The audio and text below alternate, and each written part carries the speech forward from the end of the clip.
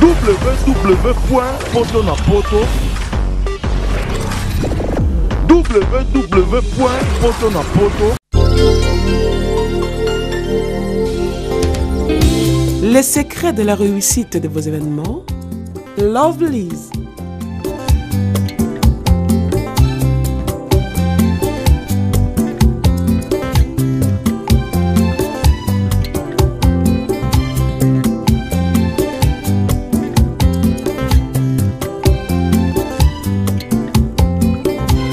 It's simple. Try and try again. Lovelyz.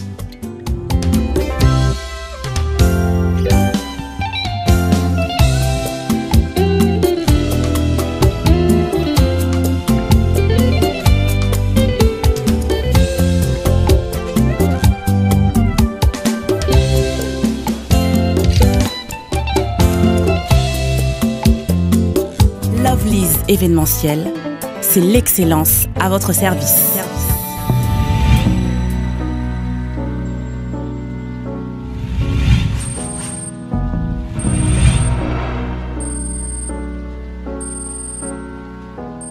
Bonsoir, bonjour, bienvenue tout bozali. Donc tu sais nous vraiment que to yembela bino ba joueur nyonso bolinga mingi donc il y a l'équipe nyonso imana vita mazembe renaissance donc l'équipe nyonso ba joueur na bino bolinga mingi donc atona joueur moko bino no tout bolukara boye ba mambu na ye parce que mikolo mona na thème ye tous un plateau. Bonsoir. Merci apparemment. Tout ça janvier mois à fête donc ça tu souhaité meilleure veille au peut savoir au moins 4 à 5 personnes ça moins bien. Bon la meilleure veille nanga iska petit nanga Jos Lomalisa par exemple dans Cameroun il y a Luz la journée soit vite toujours. Merci Bafola. Donc si tu es que tu as Bafola Dido, il y a en personne boyo la vérité ba mambuna nyo surtout on peut profiter na souhaiter ba meilleur fait dans Arlette Mafouka donc pur petit à Joël qui moi qui le capitaine Joël qui moi qui pur petit à Kulukuta papa la mobile achta Kulukuta donc Azali a meilleur fait na ye famille na mobimba kikita ingénieur Joël kikita place Azali gloire kikita un 10 moins mobile mbinga mobile pembe donc ba meilleur fait non place aux alliés. Bafola Dido, Tolito Koyo, avant au cours avec club, l'équipe Nino faisait au Oumanda, au Bafola Dido.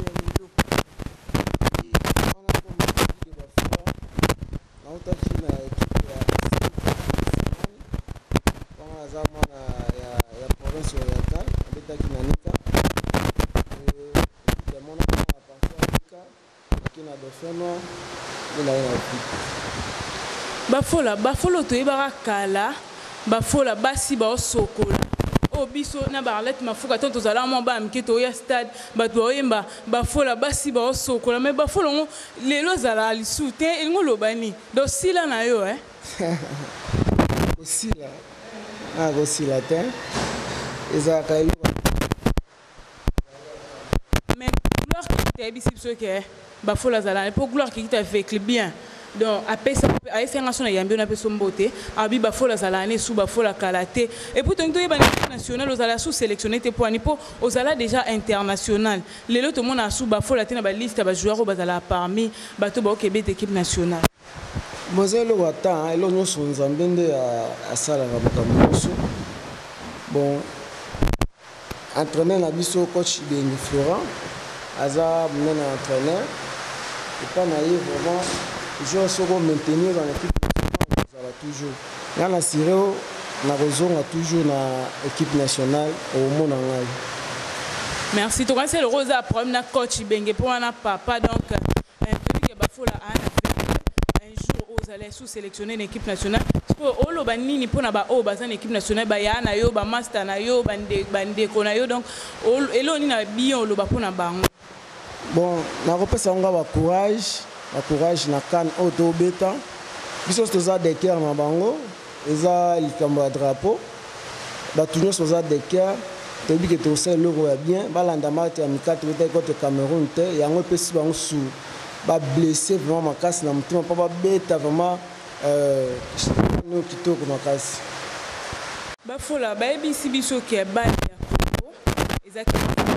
donc bobi joueur pa beta akoma lelo joueur oyo ana succès lora bakingandi nde bakoma ba joueur ebele donc bobi ezaka kisi donc yo po mataka ngomba parce que to ba joueur msuba mataka bangomba babenga bana ba vie na bomba benga ka vie nde na bwena na match moko boye lobi donc vie pour ça le donc faut moi bi moi 2 bi moi 3 bi pour za na moi succès bafola yo po mataka ngomba wana vraiment c'est une question na kisi amne ezaka nzambe kisi amne ezaka nzambe nga la beta la balle nga la nzambe c'est tout mais pour te dire que ba joueur ba beta ka balle na kisi et puis il y a des joueurs msuba lobake nga na kisi na beta ka balle na na kisi ba joueur msuba zali baloba bongo wana pesi Jérémy Basilu ambote donc on mona e wana pure vie na ngai donc pure vie na nga vraiment donc na pesi mbote place azali ba fola siko obini li pona mambo kisi donc bati ko tina mituna bango ke balle za kisi te balle za ka mambo nzambe bon balle d'abord kisi ya football les entraînements les entraînements soko s'entraîner malamu te na balle obeta te c'est za ka kisi eza kati ya football lelo sala exemple moko lelo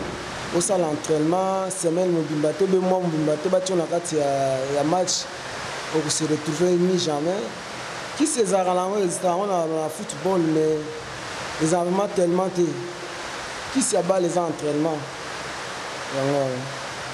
ce que bafola o roloba nini pona ba vekli bien nyonso ba otala yo ingénieur Jal Kikita a otala oka kalate a na bi ka vekli bien o se peut déjà place azali mon papa o se peut que moi na e o sa l'émission na bafola joueur na bango ya vekle joueur préféré na bango bafola Dido basi ba o sokola donc joueur asala succès na vekle basi ba o sokola o ko assurer bango suni parce que bafola ya otoye ba ya kala tonto ke ba stade na Arlette Mafuka bafola lelo te toyebi milliard de Nazirea bafola lelo te toyebi bafolo lo bani pour la mambon